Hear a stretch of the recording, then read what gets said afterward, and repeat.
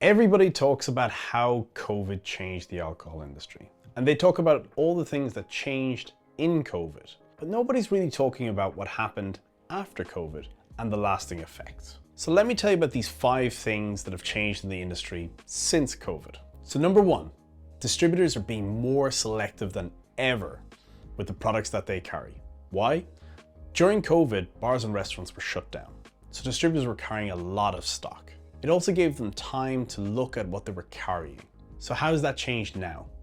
Well, distributors are still a little bit skittish, and they don't want to be sitting on stock anymore that, is cash flow that's held up just in case something crazy happens again. So they're being way more selective about the brands that they work with. They're working with brands with good brand awareness and people that have pulled through in other markets. They really want to de-risk it for themselves. So if you want to get a distributor in 2025, here's what you need to do. You need to come up with a plan of attack for the country that that distributor is representing.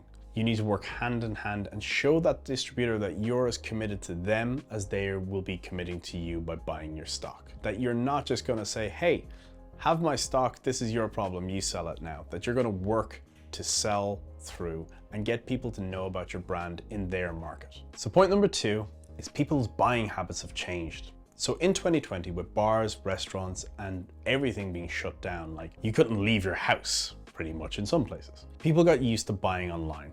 And Walmart in 2020 opened up alcohol sales in the US, and they'd never done it before. What Walmart actually saw was people buy alcohol online, so they didn't shut it down after everything opened up. And it still performs really, really well for them. Normal brands, when you couldn't sell to a distributor, you couldn't sell to a bar or restaurant, they opened up their own e-commerce stores and they saw people coming to them and selling online. What's changed in the consumer's mind is there's now availability. It's that you can actually buy this online. I don't have to go to a liquor store. I don't have to go to a wine shop to learn about these things. That there's a great selection of products that are available at your fingertips. And generally, there's way more information about the product.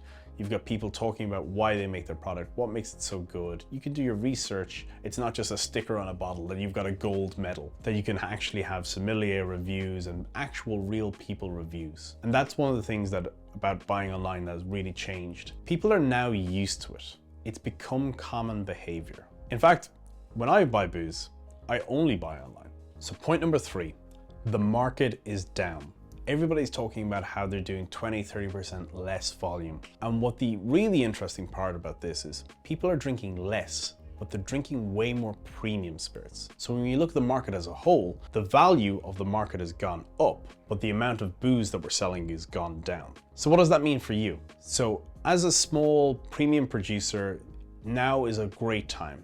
People are looking for exploration. They're looking for new tastes and new interesting things, and they're more used to buying online. So during the last recession, back in 2008, you may or may not remember it, there was a trend that happened which was called little luxuries, where people couldn't afford to go out because everything was economically tough. And we're kind of seeing very similar headwinds at the moment with the cost of living, energy prices, rent being crazy, nobody can afford a house. That people are having these little luxuries and they're having, a 40 € bottle of wine instead of a 10 € bottle of wine. They're having these little treats for themselves and they're getting more and more used to drinking at home. So consumers have become accustomed for paying for quality, paying for artisan products.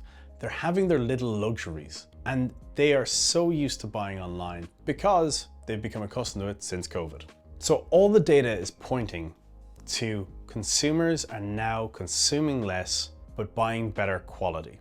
They've gotten used to buying quality and it's all about these little luxuries and flavor explorations. Now you may have guessed this, but habits have changed. In COVID, people took up healthy hobbies. Like I've got friends who bought a load of Lycra and bicycles and now that's their new identity. People got dogs, they took up hiking, they got outdoors more, and people haven't changed back. But also the trend of going towards more premium drinks and drinking less is now a thing. Like habits have changed, you can't really go back to it. So what can you learn from this, right? Brands need to be adaptable, right? And I'm not just gonna say, oh, you need to change with the times. What I'm gonna say to you here is, there's a common line in the industry that says brands are built from the bottom up. And it's just not true, right? If you're trying to build a brand on trade and go bartender to bartender so they'll tell your brand story and they will do the hard work and the hard graft. You only have so many of those things. You can only scale a brand so big. Times have changed. People are now drinking more and more at home. You need to adapt with them and meet customers where they're at. So this final point, and it's kind of related to all the other points because it's pretty much a summary. Everything has changed. You no longer can do the usual thing of building a brand from the bottom up, going bar to bar and getting bartenders to tell your story. It just doesn't work anymore. I've got a friend who changed his entire personality. He bought some Lycra and a bicycle and that's his new thing. Apparently it takes 30 days to create a new habit. And in COVID, there was a lot of time to create new habits. So what we've discovered is those habits have stuck and now there's a new normal. And you need to meet your customers where they're at and where they're going to be. So you gotta be adaptable. And what that means is the stuff that worked in 2019 is not working in 2025. You need to adapt your strategy. You need to adapt the way you go to market and you need to meet customers where they're at. Simple. So there you have it. Have you noticed anything different since COVID in your brand? Is there anything I've missed? Let me know in the comments below and don't forget to like and subscribe.